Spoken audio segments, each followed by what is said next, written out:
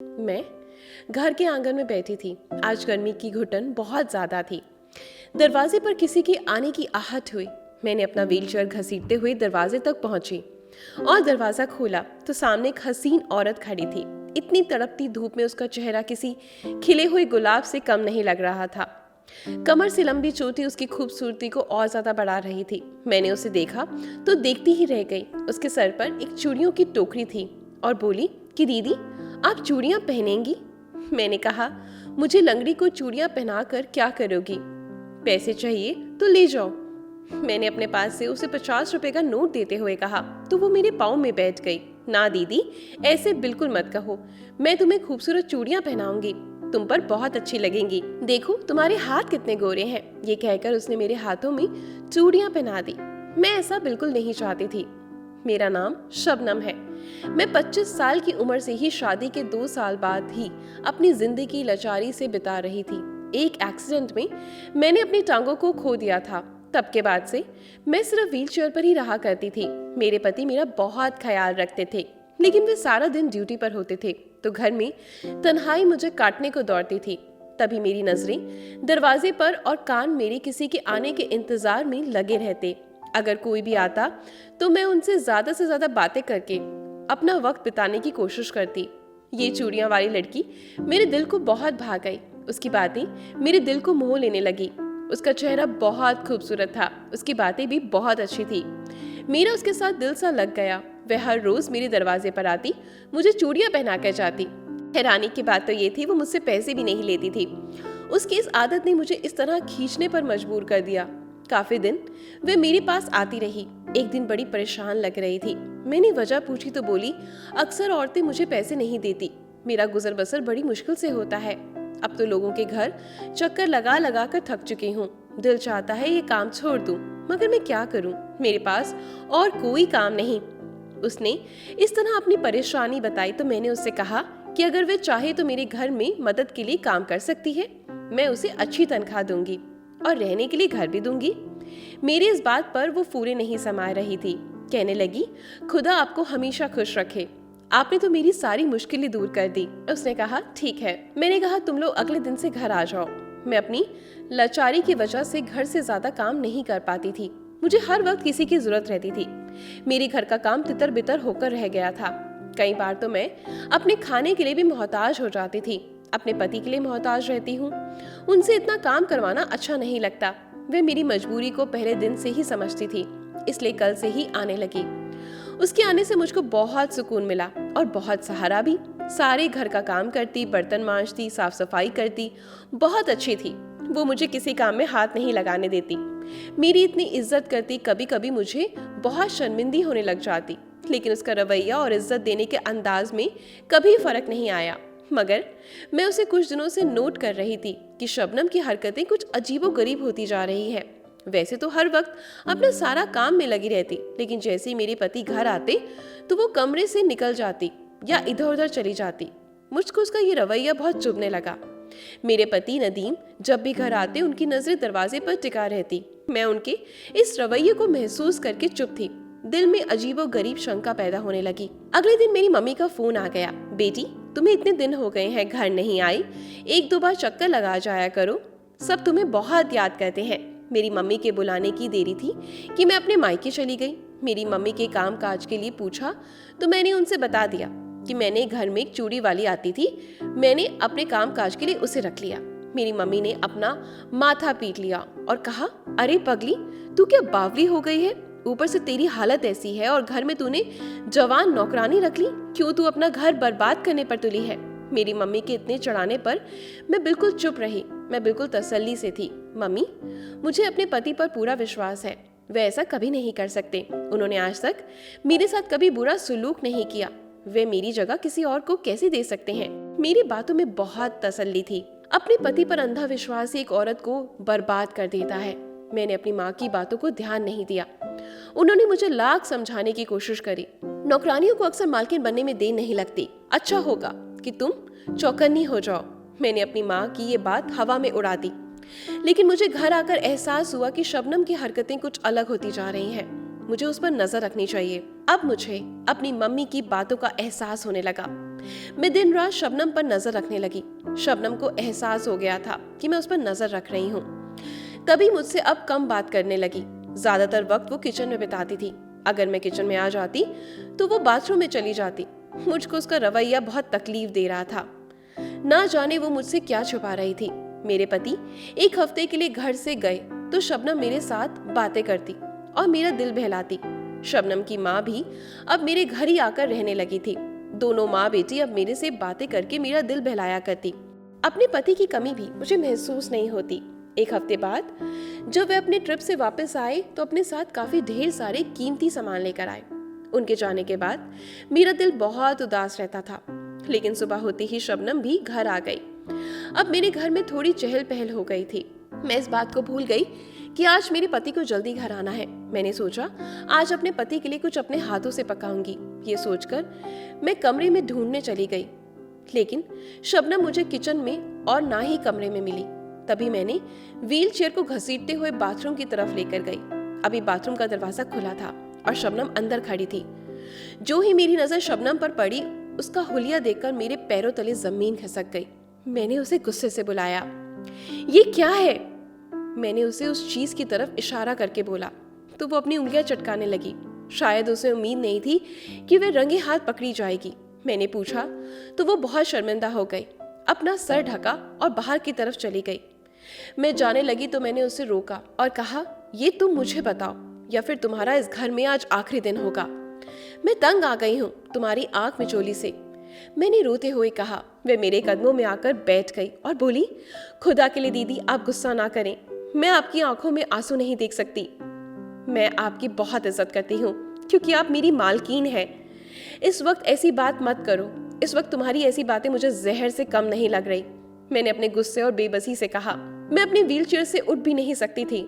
इंसान कभी कभी इतना बेबस हो जाता है कि अपनी ही छोटे छोटे कामों के लिए मोहताज होना पड़ता है। शबनम ने अपना सर मेरी गोद में रखा।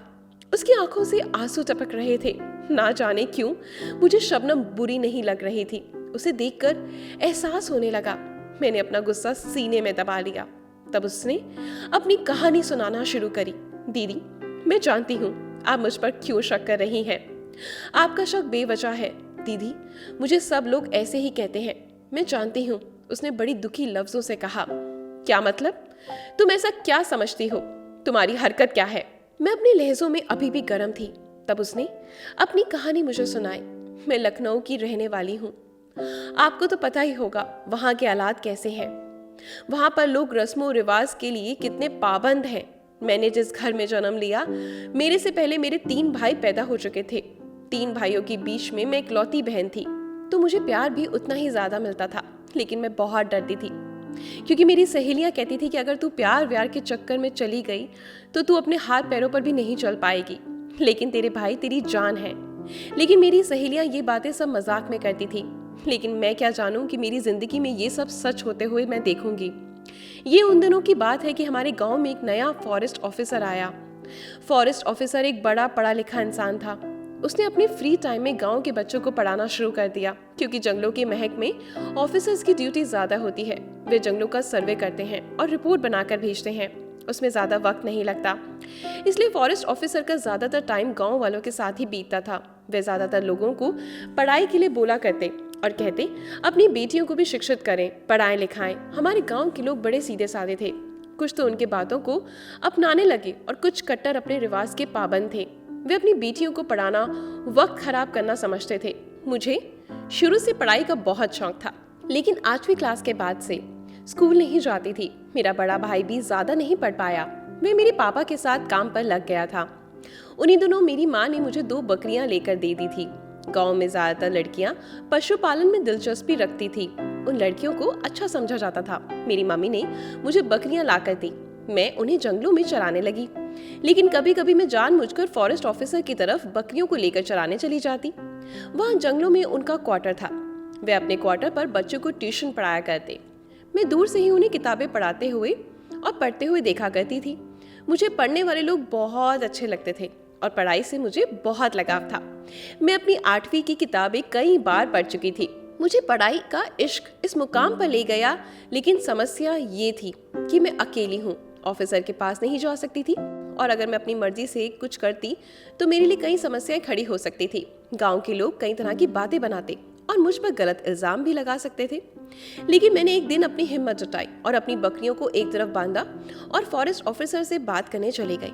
उन्होंने मुझे बड़े अच्छे तरीके से बात करी और कहने लगी, मैं तुमको पढ़ाने में तुम्हारी मदद करूंगा, लेकिन अगर हो सके तो अपने साथ 2-3 लड़कियों को भी लेकर आओ, ताकि आपके लिए कोई मुश्किल खड़ी ना हो जाए और ना ही मेरे लिए। ऑफिसर की बात तो बिल्कुल सही थी। मैंने अपनी थोड़ी सहेलियों से बात की। वह पढ़ाई के लिए तैयार नहीं हुई, और क्योंकि उनकी उम्र शादी लायक हो चुकी थी। उम्र तो मेरी भी शादी लायक थी, मगर मेरी सोच बिल्कुल अलग थी। मैं तो आगे बढ़ना चाहती थी। मैं अपनी सहेलियों की बहुत मिन्नतें करने लगी कि तुम लोग मेरे साथ चलो। मैं आगे पढ़ना चाहती थी। भले तुम लोग मत पढ़ना, वहां पर बस बैठ जाना। मैं आगे की पढ़ाई करना चाहती हूँ। अगर तुम लोग साथ दोगी तो मैं तुम्हारी पूरी जिंदगी एहसानमंद रहूंगी। मेरी सहेलियों ने मेरी बात मान ली, क्योंकि वे मेरी बचपन की सहेली थी। वे लोग मेरे साथ जाने लगे। मैंने अपनी मम्मी से परमिशन ली, कहा कि मेरे साथ और भी लड़कियां जाएंगी, और भी गांव के बच्चे पढ़ते हैं। ऐसी वैसी कोई बात नहीं होगी जिससे आप शर्मिंदा होना पड़े। मेरी मम्मी ने मेरे भाई को बिना बताए मुझे पढ़ने की परमिशन दे दी और कहा, कोई बात नहीं, तुम जाओ।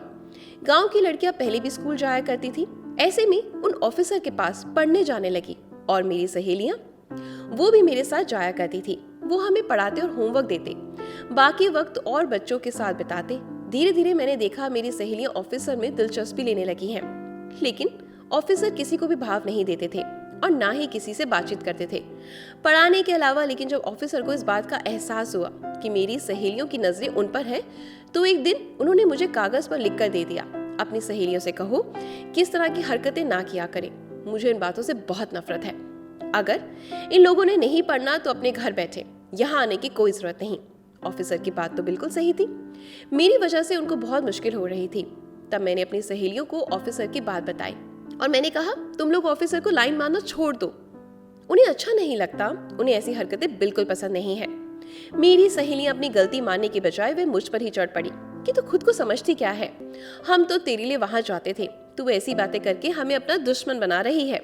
मैंने अपनी सहेलियों को समझाने की बहुत कोशिश करी, तो उन्होंने मुझे छोड़ दिया और अपना रास्ता अलग कर लिया। इस बात से मुझे बहुत दुख हुआ, मगर मैं और क्या ही कर सकती थी। पढ़ाई तो नहीं छोड़ सकती थी, इसलिए मैं वहां जाती रही। मेरे दिल दिमाग में बिल्कुल भी नहीं था कि मेरी सहेलियां मुझ पर इतना बड़ा इल्जाम लगाएंगी, मुझे मेरी ही घर वालों की नजरों में इतना गिरा देंगी कि मैं किसी को मुंह दिखाने लायक नहीं रहूंगी, जबकि मेरी नीयत बिल्कुल साफ थी। मैंने कभी इस बारे में सोचा भी नहीं था। मेरी एक सहेली थी जो थोड़ी पढ़ी लिखी थी। एक दिन उसने मेरे बस्ते में कुछ गलत लिखकर डाल दिया। शाम को जब मेरे घर आई तो मुझसे किसी बात पर उलझ पड़ी। उस वक्त मेरा भाई भी घर पर था। भाई ने जब उसकी ऊंची ऊंची लड़ाई झगड़े की आवाज सुनी तो वो मेरे कमरे में आ गया। वह मेरे ऊपर ऑफिसर के साथ इल्जाम लगा रही थी, जबकि मैं उसे समझा रही थी।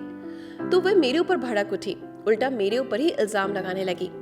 जब भाई आया तो उसने मेरी तरफ उंगली उठाई और कहा कि जो मैं है उन ऑफिसर से बहुत ज्यादा प्यार करती हूँ, और लेटर में लिखकर मैंने उनको प्रपोज किया है। ये पढ़ने के बहाने उन ऑफिसर से नैन लड़ाने जाती है। भाई ने उसकी बात मानकर मुझे बहुत पीटना शुरू कर दिया। मेरी चीखने की आवाज सुनकर मेरे आस पड़ोस के लोग भी मेरे घर आ गए। मेरी सहेली, मेरी दुश्मन ने सबके सामने कहा, इसका बस्ता खोलकर चेक करो, ये जरूर उस ऑफिसर से बातें करती है जो तुम लोगों से छुपाती है। गांव के 1-2 लोग पढ़े लिखे थे तो पढ़ना लिखना जानते थे। भाई ने मेरा बस्ता खंगार डाला और वो खत मिल गया। वो खत गांव वालों को दिया गया। उन्होंने पढ़कर जब ये खत सुनाया तो शर्म से मेरी निगाहें ऊपर नहीं उठ रही थी। मैंने तो कभी ऐसे शब्दों को सपनों में भी इस्तेमाल नहीं किया था। कुछ इतनी गंदी बातें लिखी थी कि सब लोग थू थू करने लगे। ज्यादातर मेरे रिश्तेदार ही थे। सबसे बड़े दुश्मन तो यही होते हैं, ये आपकी कमजोरियों का फायदा उठाते हैं और जमाने में आपके लिए बुराइयां खोजते हैं। मैं तो अब कहीं की नहीं रही। ये बात तो पूरे गांव में फैल गई थी। तब पंचायत बैठी। हमारे गांव के बूढ़े लोगों ने बैठकर फैसला किया कि मुझे सबक सिखाया जाएगा और इसके बाद गांव की कोई भी लड़की ऐसी गंदी हरकत के बारे में नहीं सोचेगी, जबकि मैंने कुछ किया ही कहाँ था। लोगों को तमाशा बनाना बहुत पसंद है कि दूसरे की इज्जत की परवाह ही नहीं करते। उसी शाम गांव की औरतों ने मेरा सर मुंडवा दिया और मेरे सर पर कालिक मल के पूरे गांव में नंगे पैर घुमाया। इस बदनामी ने मुझे जीते जी मार डाला। मैं एक पढ़ी लिखी लड़की थी, समझदार भी थी, इसलिए ये बातें मेरे दिल पर बहुत तेज से लगी। मैंने रो रो के अपना बुरा हाल कर लिया। फिर मैंने हार मानकर उस ऑफिसर को खत लिखा कि मेरे साथ क्या बीती है। ऐसे तो गांव वालों की जुबान ये बातें ऑफिसर तक पहुंच ही गई थी, लेकिन उन्होंने मेरी जुबानी मेरी हालत को सुनकर उन्हें बहुत दुख हुआ। उन्होंने आखिरकार एक सख्त कदम उठाते हुए मुझे इज्जत से अपनाने के लिए कदम बढ़ाया। पूरे गांव वालों के सामने उन्होंने मुझे कबूल किया और यहाँ ले आए। उसकी बातें सुनकर मेरे पांव तले जमीन खिसक रही थी।